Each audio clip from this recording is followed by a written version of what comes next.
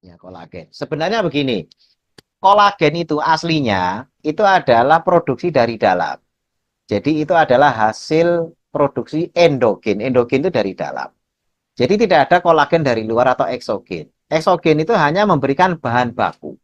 Ya, bahan baku itu ya tadi mau bangun rumah dikirimnya batu bata ini dan sebagainya. Mau bangun tulang dikirimnya kalsium, mau membangun darah dikirimnya zat besi, mau membangun otak dikirimnya kolesterol. Tadi itu sama, ya.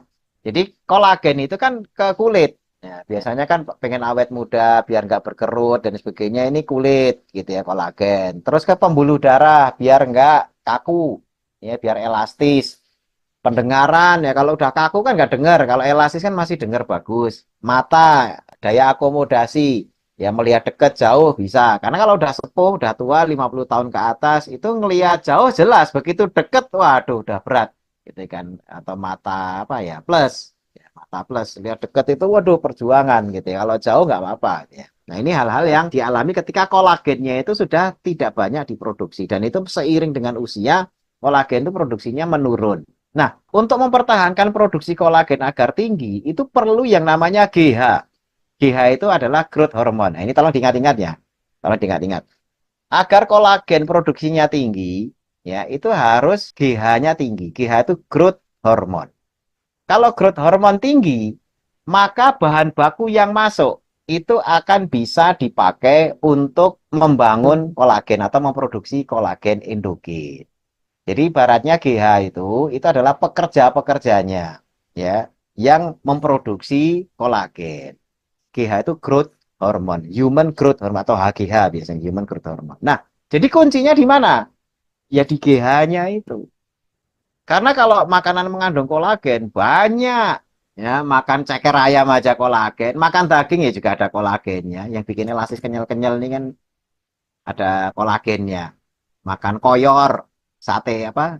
Bukan sate, bakso urat, koyor, ceker, kerupuk kulit, jadi kolagen semuanya. Tapi kalau cuma masuk tok, ya bahan bakunya numpuk, tidak ada pekerja yang memproduksinya, yakni growth hormone, maka bahan baku itu jadi tinja lagi. Ya. Nah, meningkatkan growth hormone gimana? Nah, ini kunci. Meningkatkan growth hormone itu pertama, puasa. Ya. Dengan puasa, growth hormone akan naik 13 kali lipat ya dibandingkan yang tidak puasa. Ya, makanya ini rahasia puasa nih Bapak-bapak Ibu-ibu ya. Kita ini masyarakat modern akses makanan di mana-mana akhirnya yang namanya puasa itu hanya ingat kalau Ramadan ya. Di puasa itu meningkatkan growth hormone. Jadi kolagen yang kita konsumsi dari luar itu akan bisa diproduksi ya kalesnya bahan bakunya ya, bahan bakunya akan bisa diproduksi menjadi kolagen yang kita butuhkan. Karena kalau enggak bahan baku itu walaupun konsumsi kolagen apapun dari luar jadi tinja Bapak Ibu-ibu.